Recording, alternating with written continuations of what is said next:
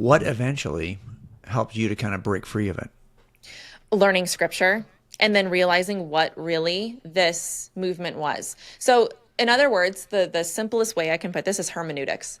Yeah. Like actually learning what the Bible Yep. says in context Yep. was huge for me. Yep. Yep. Yeah.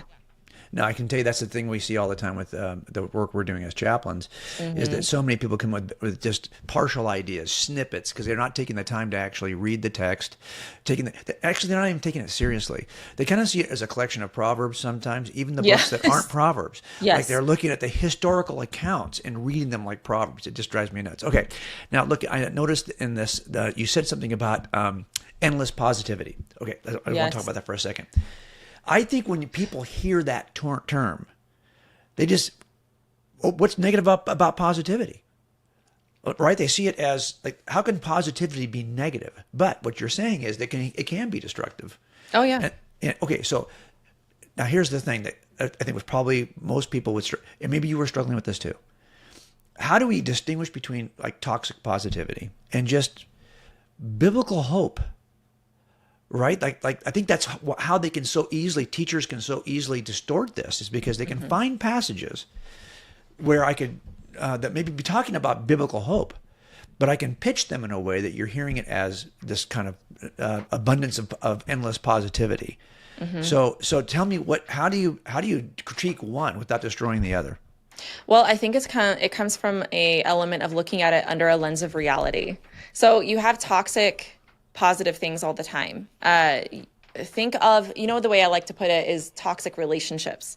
Okay. Is if you're, and you can understand this considering your background, I'm sure you've seen a lot of this Yeah. manipulation Yeah. where, you say you're in a relationship where they're grooming you, like they're swooning you, they're bringing you in, they're showering you with all this love, and boy, you feel so good. But there's an element of it that's abusive. Like they can actually come along and take advantage of you because they've already won you over. But look at all the good, right? Look at all the good, but he's so good to me here. And so there's excuses that can be made. So there's one perspective. The other perspective that I think that a lot of people would be more used to is look at the culture. You can have, oh no, you know what? Actually, I'm going to use a parent. I'm going to use a permissive parent for this example because you have the intention of wanting to make somebody happy, your child. And so in doing so, you think that it's actually a good thing if they always love you, if they're always happy, but you actually end up hurting them. Because Junior over here, maybe he's never learned how to he's never had a chance to become resilient or independent or anything Right. like that because of your own pain. And so there comes an element of toxicity that comes with things that we think are positive. And then you have the Christian in church who means well. Okay, and they're so sweet, maybe they're so kind, but they don't have the ability to actually maybe critically think about what they're saying because they think it's negative thinking. That's toxic positivity. You come along and you're like, man, I'm having a rough time, this and that. Don't talk like that. Don't say that out loud. You are going to bring that into your life. You got to speak the blood. You got to speak this. You got to speak that. And it's like they don't have the ability to kind of assess the situation, like weep with those who weep, and that there's no innate power over somebody saying these things, that God is ultimately in control. So there's more to say on that, but there are all kinds of proverbs about changing the way you're thinking and to not be just a closed-minded cynic. I get that. There are proverbs about that, and we should be careful about that. That's why there's wisdom in these kinds of things. But there's also wisdom in taking positions that ultimately deny what's true and real because you think that you're being positive when you're entering into this toxic positive space. Yeah, so much of what you're talking about is about hermeneutics, right? Because I think it's Yeah. easy to Yes. take Proverbs and distort them, Yep. especially once you get past like chapter 10 of Proverbs, where they're not they're just come like freely like fortune cookie. Yes. One verse may have nothing to do with the next verse. They're just kind of like the collection of Proverbs. They're easy to disconnect. But the Exactly. same author of Proverbs writes Ecclesiastes, where he's putting these ideas in the context, and it's a very Amen. different story, right? Yep.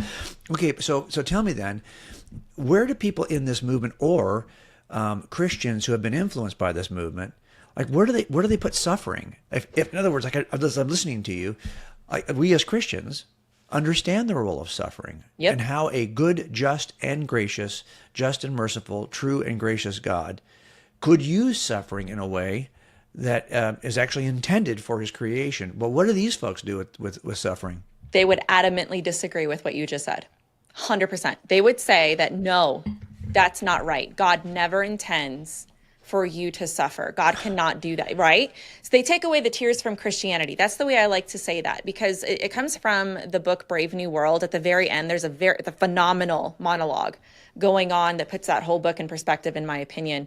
And one of the main characters, he's basically lamenting that there is no suffering in this world of comfort that you've made, this facade, this artificial world, all just to be comfortable.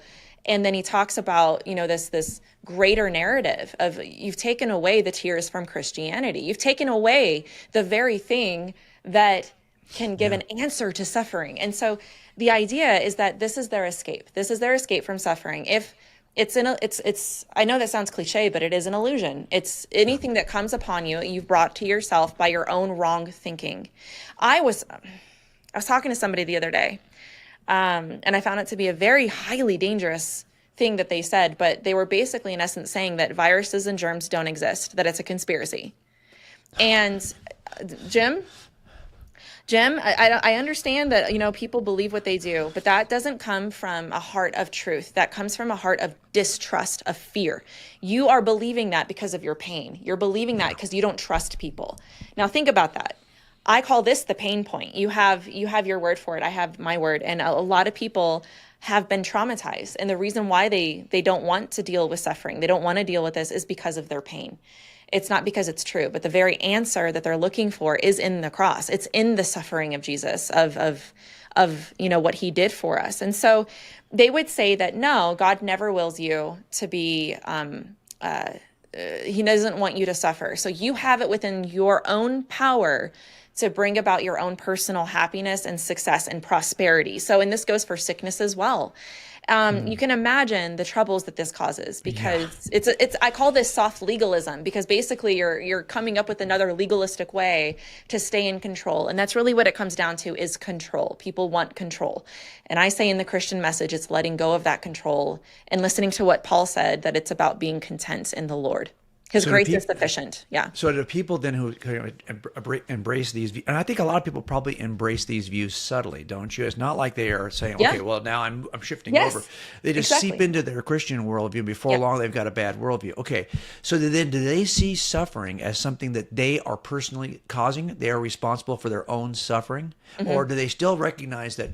Because, when I talk to people about this all the time, especially officers who have suffered, mm-hmm. I've talked to guys who are so critically injured that they're retired at the age of 35. They have a very short lifespan probably left to them in their disability, just the way they were injured, a lot of brain injuries, these kinds of things. And of course, the question is, why would God allow this to happen to me?